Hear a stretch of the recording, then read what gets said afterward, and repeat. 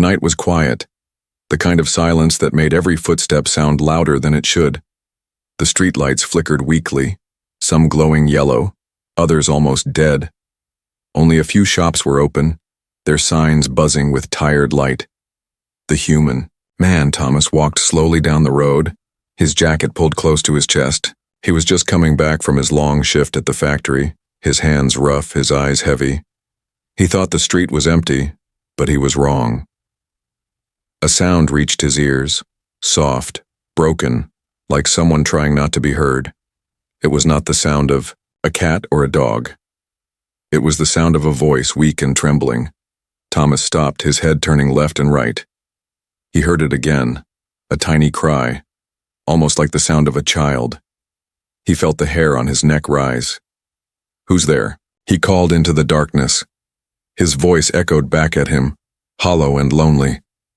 For a moment he thought maybe his tired mind was playing tricks. But then from the corner of an alley, a figure stepped into the weak light. It was small, thin, almost fragile. The figure moved slowly, like it did not have the strength to walk faster.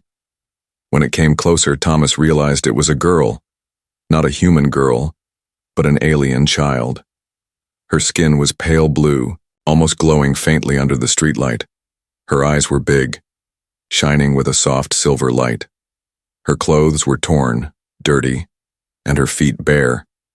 Thomas felt his chest tighten. The girl looked no older than 8 or 9. Her thin hands shook. As she held them close to her chest, she lifted her face and whispered in a voice so weak it almost broke, "Please, pretend to be my daddy just for one day." Thomas blinked, not sure if he heard right. He stared at her, his mind racing. Why would an alien girl say something like that to a stranger? Why him? Why now? The girl lowered her head, as if afraid. He might be angry. Her shoulders trembled as if she was ready to run away. Thomas took a slow step closer. He could see her cheeks were wet with tears. What did you say?" Thomas asked, his voice softer now. She looked up again, her eyes shining with both fear and hope. "Please," she whispered, "just for one day. Be my daddy." Thomas felt something shift inside him. He did not know this child. He had never seen her before. Yet in her voice, in her trembling words, he heard a pain so deep it made his heart ache. He wanted to ask her many questions. Who left you here? Where is your family? Why are you alone? But her weak body looked like it might fall at any second. And he knew asking questions now would only make her cry more. The street around them was silent again, but the silence felt heavier now, like the shadows were listening, watching. A cold wind moved through the alley, and the girl wrapped her thin arms around herself. She looked so small, so lost, that Thomas felt his hands curl into fists. He hated that a child, even an alien one, had to beg like this. He knelt down slowly so he would not frighten her. His eyes stayed on hers. "Why me?" he asked gently. "Why do you want me to be your daddy?" Her lips shook as she tried to answer. "Because everyone else turns away," she whispered. "Because you stopped. When you heard me cry." Thomas froze. Her words struck him harder than any weapon could. All he had done was pause, listen, and yet for her it was enough to beg him for something as big as being a father. In that moment, Thomas felt the weight of her plea. She was not asking for food, not asking for money. She was asking for safety, for love, even if only for a short time. The sound of footsteps echoed faintly at the far end of the street. Thomas turned his head quickly.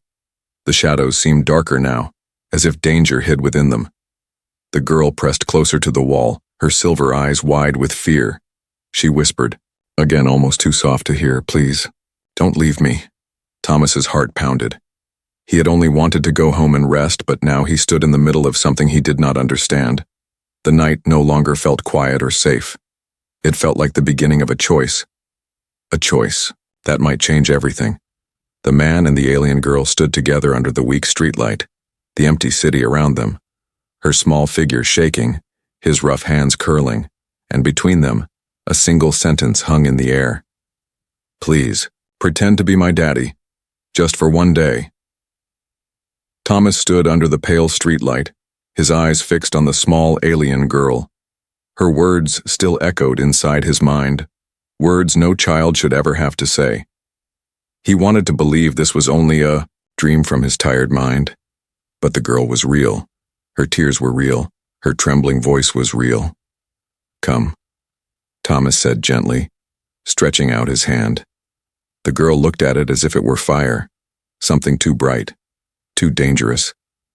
She hesitated, her thin shoulders shaking, but slowly. Carefully, she placed her cold little hand into his. Her skin was rough, covered with faint scars. Her fingers clung to him tightly, as if letting go would mean falling into endless darkness. Thomas felt a chill, not from the night air, but from the thought of what she must have suffered. He guided her toward a nearby bench under the broken streetlight. She walked slowly, almost stumbling with every step. When she sat down, her knees pulled close. To her chest, she looked smaller than ever. Thomas sat beside her. "Tell me your name," he asked softly. She shook her head. I don't have one anymore," she whispered. Her voice cracked like dry wood. "My parents called me Lyra, but they are gone now." Thomas frowned.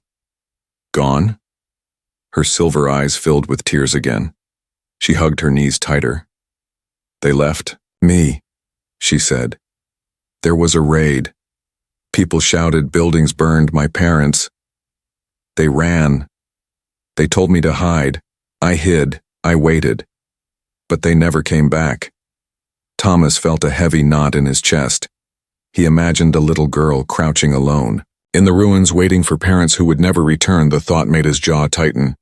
"And after that?" he asked carefully. Her lips trembled. "I tried to find food, but the humans in the market pushed me away. They said I was a thief. They said I was trouble. Even the children threw stones at me." Or she wiped her tears with the back of her thin arm. "No one wanted me. No one even looked at me like I was alive." Her words struck Thomas deeply. He had seen people turn away from strangers before, but never like this. Never from a child. His heart ached with anger. "So, you've been alone all this time?" he asked. She nodded, lowering her head. "I sleep in the cold alleys. I beg for food. Sometimes I eat scraps from the trash, but it hurts. It hurts so much to be alone.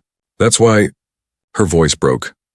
"That's why I asked you, please just for one day pretend to be my daddy." Thomas sat silently, her confession ringing in his ears.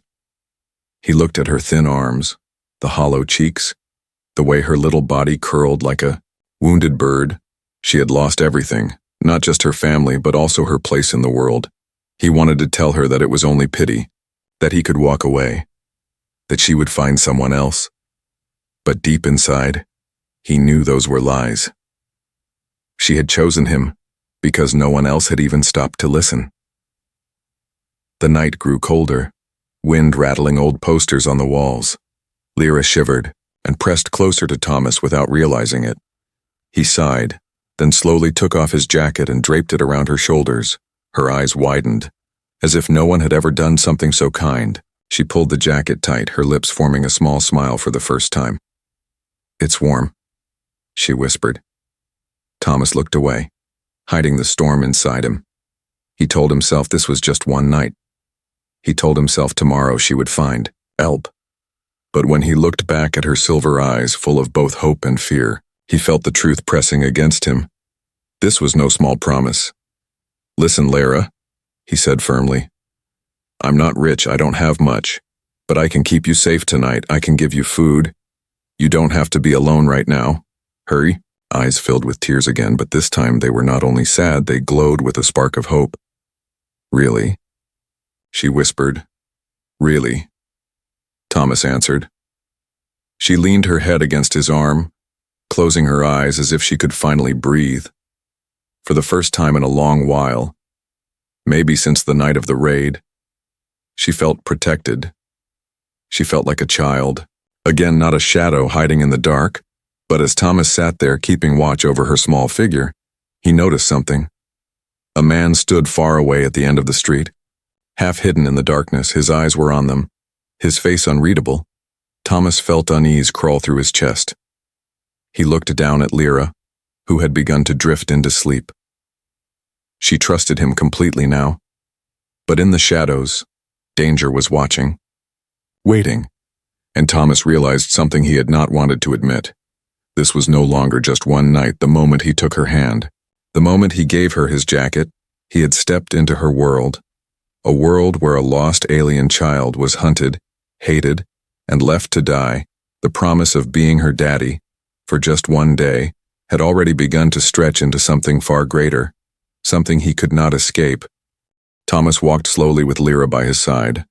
Her small hand stayed locked inside his, like she feared the world would steal her away if she let go. The night air was sharp, the streets mostly empty, but every shadow felt heavy. Every step he took reminded him of the stranger he had seen watching them from the end of the street.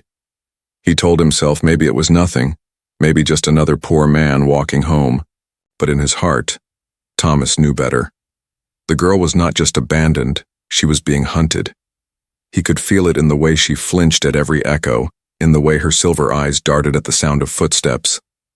"Don't worry," Thomas said, softly. "As long as you're with me, no one will hurt you." Lyra looked up at him, her lips trembling. "Is that what daddies say?" Thomas froze. The words cut deeper than he expected. He nodded slowly, forcing a small smile. "Yes, that's what a father should say." The girl's hand tightened around his, as if those words were the first safe wall she had ever known. When they reached his small apartment, Thomas hesitated. He had never brought anyone here before, not since his wife had left years ago. The rooms inside were plain, a table with one chair, a bed barely big enough for himself, and shelves lined with old tools and broken parts. It was not a home, only a place to sleep.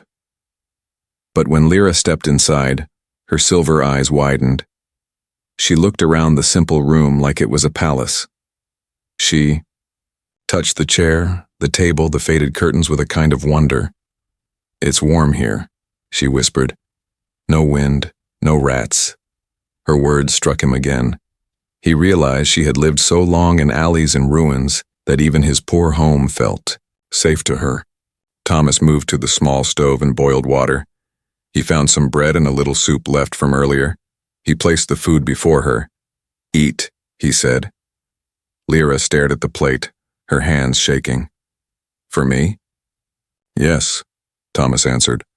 "All for you." She bent forward and began eating. Not fast, not greedy, but with care, like she was afraid the food might vanish if she touched it too quickly.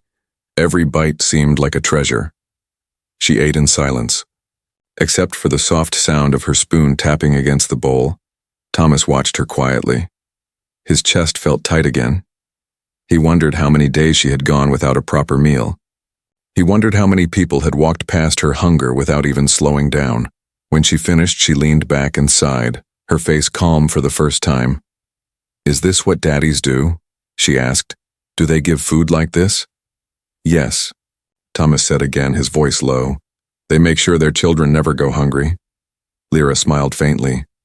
"Then, you are really my daddy today." Later, Thomas placed an old blanket on the floor beside the bed. He told her to sleep there, but she shook her head, climbing onto the edge of the bed instead. She curled up like a small animal, her eyes watching him as if afraid he might disappear. "Can I ask something?" she whispered. Thomas nodded. "Ask. Do daddies hold hands when they cross the road?" He paused, then gave a small laugh. "Yes, they do." "Do they tell stories before sleep?" she asked again. Thomas leaned against the wall, his eyes on the ceiling. Memories of his own childhood flickered back. Stories his father once told him, simple tales about stars and rivers. He had not thought of them in years, yet now he found himself repeating one, his voice soft in the dark room. As he spoke, Lyra's eyes began to close, her breathing steady. For the first time, she was falling asleep, not on cold stones, not in the shadows, but in a place that felt safe. Her final words before sleep touched his heart. I wish this one day could last forever, but Thomas could not sleep. He sat awake long after her eyes closed, his thoughts heavy. He told himself it was only for a day, one promise to a broken child, but deep inside, he already knew that when morning came, he would not be able to send her away. He thought about the man in the shadows, about the way Lyra's voice shook when she spoke of slavers. He knew danger was real, and it was closer than she realized. Thomas looked at the small figure curled under his blanket, her silver hair glowing faintly in the moonlight through the window. Something stirred inside him, stronger than pity, stronger than duty. It was the weight of responsibility, the silent bond that forms when someone trusts you completely. He whispered to himself. Words only the night could hear. Just one day, he said, but his voice shook. Just one day. And maybe more. The silence of the room felt heavy but not empty. For the first time in years, Thomas did not feel alone. And though he tried to deny it, he knew the truth. A single day of pretending could never erase the bond that was already forming. One day had already started to become something else, something bigger, something permanent. The morning came slowly, the weak light of dawn slipping through the cracked curtains of Thomas's room.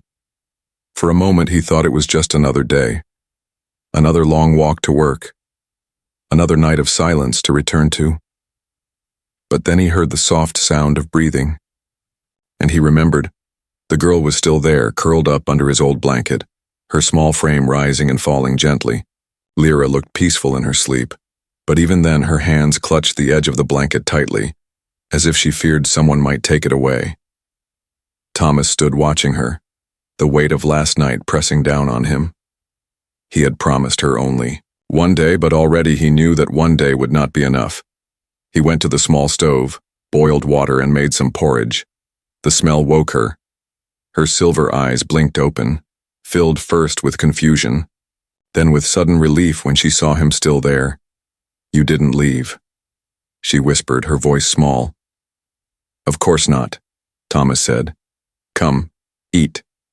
She climbed out of bed, her steps unsteady but lighter than the night before. She sat at the table eating slowly. Every spoonful seemed to calm her more. She looked at him between bites, studying his face like she was memorizing it. After she finished, she asked softly, Do daddies walk their children outside? Thomas hesitated, then gave a small nod. Yes, they do. Her face lit up, and for a moment she looked like any normal child. But Thomas knew the world outside was not kind to her.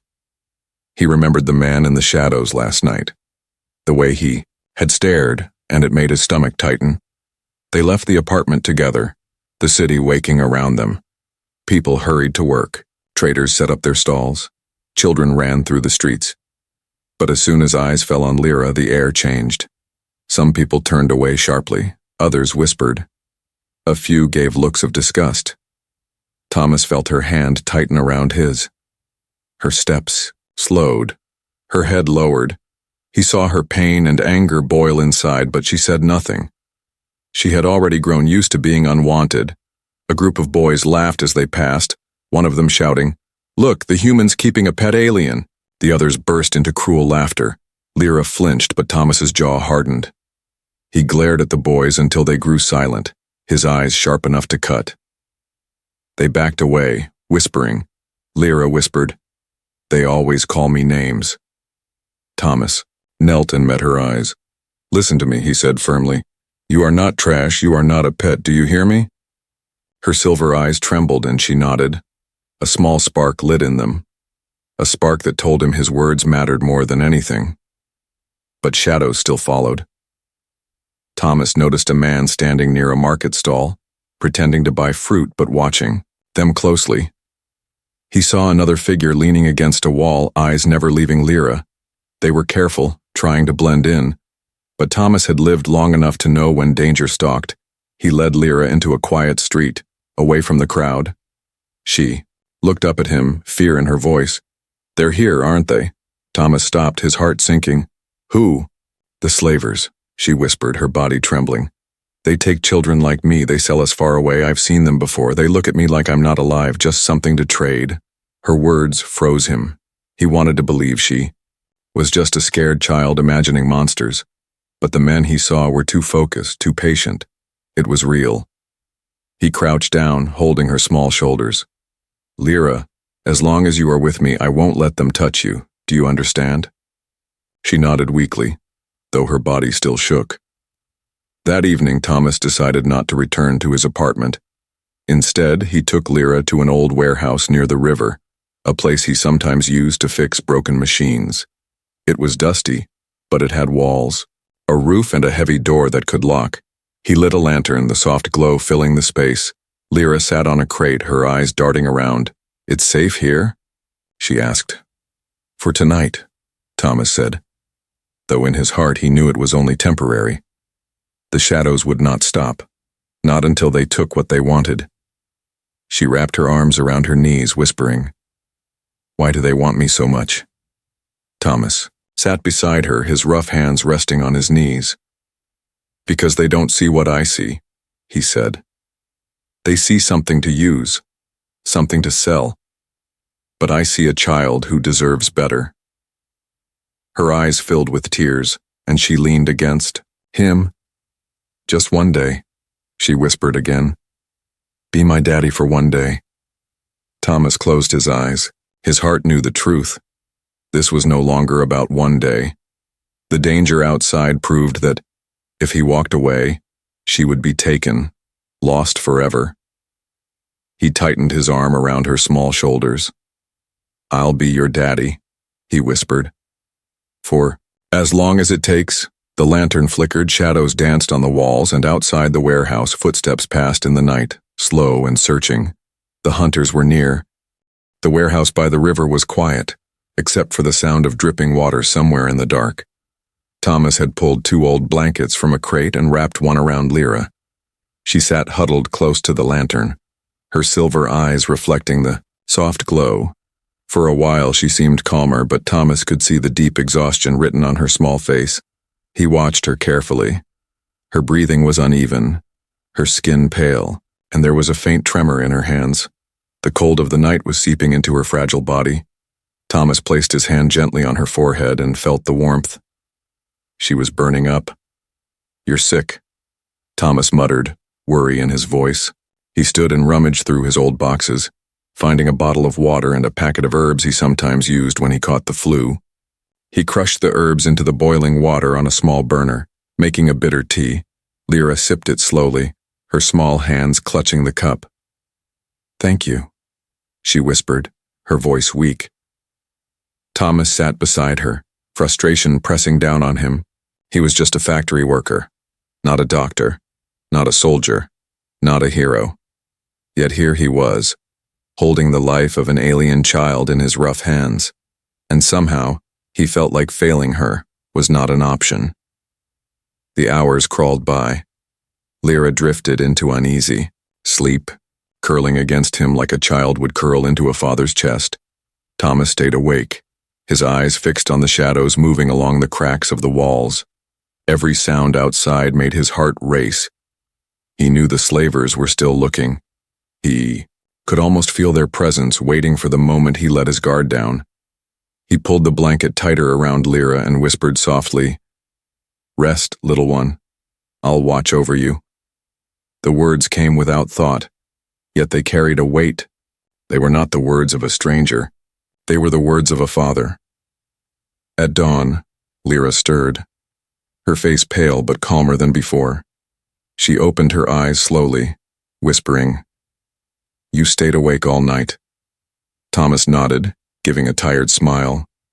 I told you I would. A father doesn't leave his child unprotected. Her eyes filled with tears, but they were different this time. Not only sad, but filled with something new, trust. Then, You really are my daddy today, she whispered. Thomas looked away, his throat tight. He had promised her only one day, but each moment made it harder to imagine letting go. Later that morning, he decided they could not stay hidden forever. He needed to get her stronger food and medicine. Together they walked through the quiet market before it grew too busy. Thomas bought bread, dried meat and a small bottle of proper medicine from a kind old woman who did not question the child's presence. But not everyone looked away. Thomas felt eyes on them, heavy and sharp. When he turned, he caught sight of a man leaning against a wall, the same face he had seen before in the shadows. The man smiled thinly, then vanished into the crowd. Lyra gripped Thomas's hand tightly. "They know where we are," she whispered in fear. Thomas knelt before her, his voice firm. "Listen, Lyra. I don't care who they are or how many come. You're with me now. I'll protect you. That's what fathers do." Her small lips quivered, and she leaned into him, whispering, "I wish you were really my daddy, not just pretending." Thomas's chest ached at her words. He wanted to tell her the truth, that he already felt like she was his.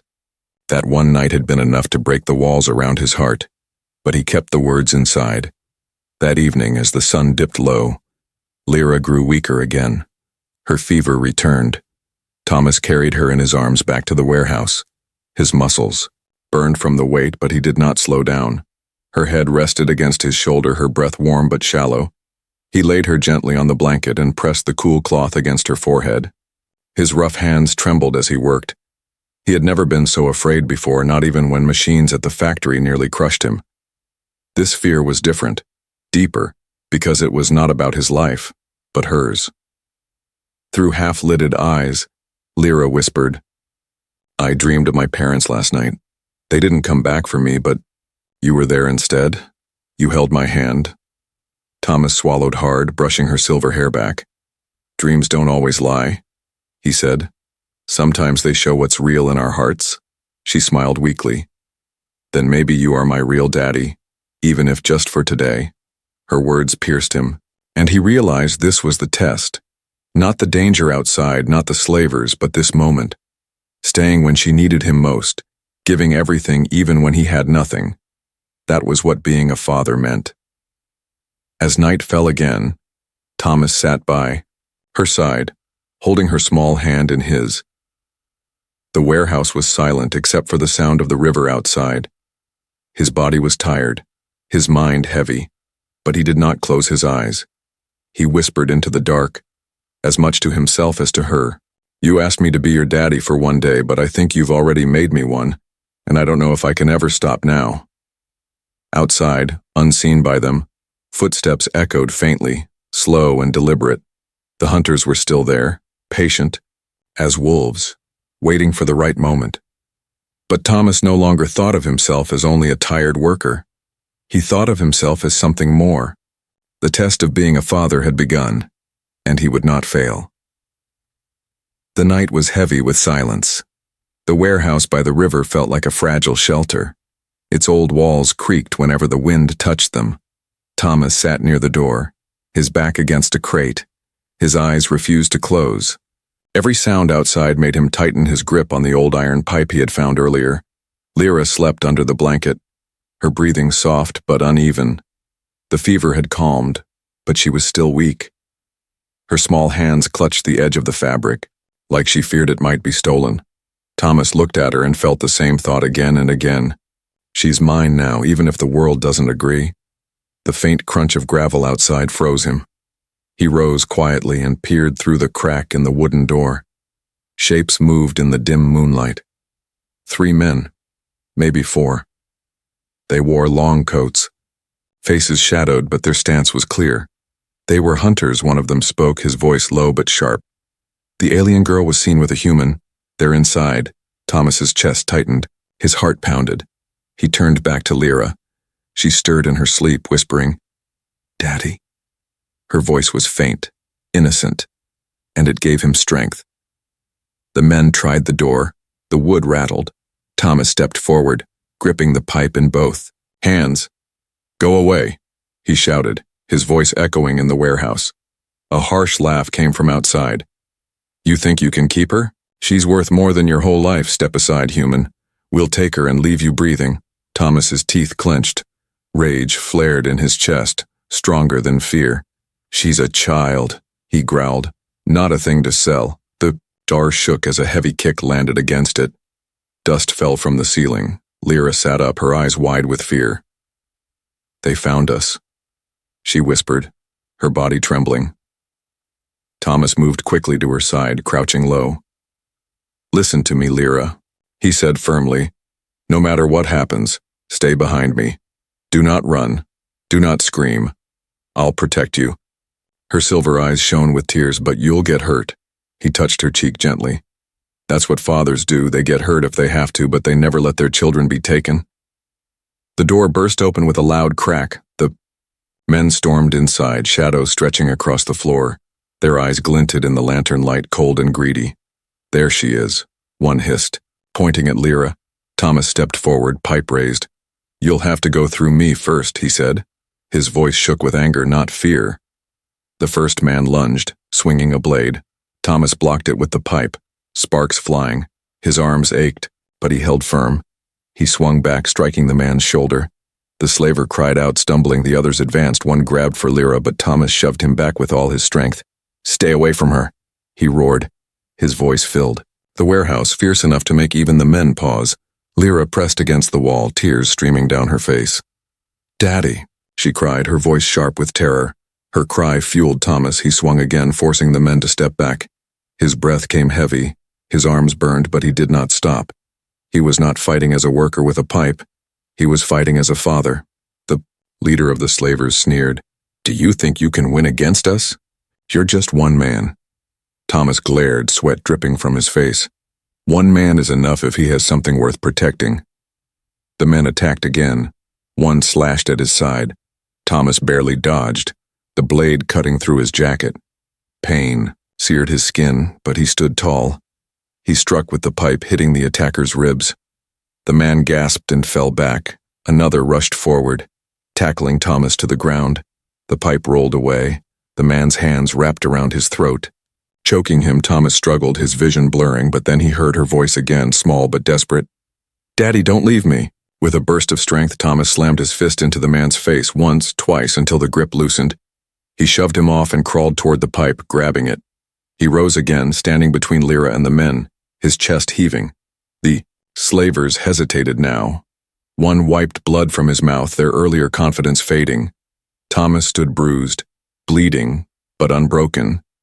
His eyes blazed with something they could not understand, a fire born not from strength but from love. The leader spat. She's not yours, human, she never will be. Thomas tightened his grip, his voice like iron. She is mine now, not because of blood but because I chose her. You'll never take her from me. For a moment silence filled the warehouse. The slavers exchanged uncertain glances. They had faced many battles, but this was different. This was not just a man with a weapon, this was a father defending his child. Finally, one cursed under his breath. This isn't worth it. We'll get her another way. They backed out slowly, dragging their injured with them. The door slammed shut behind them. Their footsteps faded into the night. Thomas collapsed to his knees, breathing hard. His arms shook. His side throbbed with pain. But when he turned, Lyra was already rushing into his arms. She wrapped her thin arms around his neck, sobbing into his chest. You didn't let them take me, she cried. You really didn't. Thomas held her, tightly, his own eyes wet. I told you, Lyra. A father doesn't let his child go, not to anyone, not ever. The lantern flickered, shadows swayed, but inside the warehouse, for the first time the darkness felt weaker. The bond between them had been tested and it had only grown stronger. Thomas knew this was not the end. The slavers would return, stronger, angrier. But tonight, he had proven something. To her, to himself, and to anyone watching, he was no longer pretending. He was her father, and nothing could change that. The warehouse was quiet again after the fight. The broken door swung weakly on its hinges, letting in the cold night air. Thomas sat on the floor with his back against the crate, his body aching from bruises and cuts. His chest rose and fell with heavy breaths, but his arms stayed tight around Lyra. She clung to him like he was the last safe place in the world. Her, face buried in his chest, her tears soaking his shirt. Her small voice trembled. They didn't take me, you kept your promise. Thomas stroked her silver hair gently, his rough hands trembling. Of course I did, he whispered. That's what fathers do. Her eyes lifted to his, glowing with both fear and wonder. But you were only supposed to be my daddy for one day. Thomas's heart twisted. He looked at her fragile face, at the scars that should never belong to a child, at the trust shining in her eyes. One day was never going to be enough. He knew it, now with all his soul. No, Lyra, he said firmly. One day was never the truth. From the moment you asked me, from the moment I took your hand, you became mine. Not for one day, but for always. Her lips quivered, then curved into a trembling smile. She leaned her head back onto his chest, whispering, "Forever." Morning came slowly. The light of dawn pushed away the darkness. Thomas stood, still sore but stronger in spirit. He knew the slavers might return. He knew the world would not suddenly become kind to Lyra. But he also knew one truth that gave him strength. He was no longer alone. He cooked the last of the bread and meat, giving most of it to Lyra. She ate quietly, her eyes never leaving him. When she finished, she wiped her mouth and whispered, "What happens now?" Thomas looked at the broken door, then back at her. "Now we stop running," he said. "If they come again, I won't face them alone. There are good people in this city, people who hate slavers as much as I do. I'll make them see you're worth protecting." Lyra frowned softly. "But everyone looks at me like I'm nothing." Thomas crouched in front of her, his hands on her small shoulders. "Then I'll make them look again. I'll make them see you through my eyes." Her silver eyes filled with tears, but they were different this time. Not hopeless, but bright with something new. Hope. Later that day, Thomas walked with Lyra into the marketplace. Heads turned as they passed. Some whispered, some frowned. But unlike before, Thomas did not let her shrink behind him. He held her hand proudly, his step steady. When a man muttered, "Alien trash," Thomas stopped. His voice rang loud enough for all nearby to hear. "This is my daughter. Say it again and you'll answer to me." The market grew silent. People stared, shocked at his boldness. The man backed away quickly, and Thomas walked on, his grip on Lyra's hand strong and unshaken. For the first time, Lyra walked with her head a little higher. She looked up at him and whispered, "That's what real daddies do. They stand tall for their children." Thomas smiled faintly. "You're learning fast." Days passed, and the bond between them only grew stronger. At night, Thomas told her stories of stars, of rivers, of faraway places. She would listen with wide eyes, her small head resting against his arm. In the HFY mornings, she followed him like a shadow, helping with small chores, laughing softly when she spilled water or dropped tools. The slavers did not return right away, but Thomas knew they still watched. Yet he no longer felt fear the same way. The danger remained, but his will had changed. He was no longer fighting just to survive the night. He was fighting for a future. For her. For them. One evening, as the sun set behind the rooftops, Lyra sat beside him outside the warehouse. The river reflected the colors of fire and gold. She leaned against his arm and whispered, "Do you ever wish you had a real family before me?" Thomas was quiet for a moment, his eyes on the water. "I had a family once, but it didn't last. For a long time I thought I was meant to be alone. But then you came." She tilted her head. "And now?" He smiled gently. "Now I know I was only waiting for you." Her silver eyes widened, shimmering in the fading light. She threw her arms around him, her small voice breaking. "Then I was waiting for you too." That night, Thomas tucked her into the blanket. She clutched his jacket like it was her treasure. Just before sleep claimed her, she whispered, "You're not pretending anymore, are you?" Thomas brushed her hair back, his voice firm. "No, Lyra, I'm not pretending. You are my daughter now, no matter what the world says." She smiled through her tears, whispering one final word before drifting into sleep. "Daddy." Outside, the city carried on with its noise and cruelty. The slavers still lurked in shadows and the people still whispered. But inside that small warehouse, a bond stronger than blood had been forged. A promise made for one day had become something eternal. Thomas closed his eyes, his hand resting gently on hers. He knew the battles ahead would be hard, but he also knew this truth. He would face every danger, every shadow, every enemy, because Lyra was his now and he was hers, forever.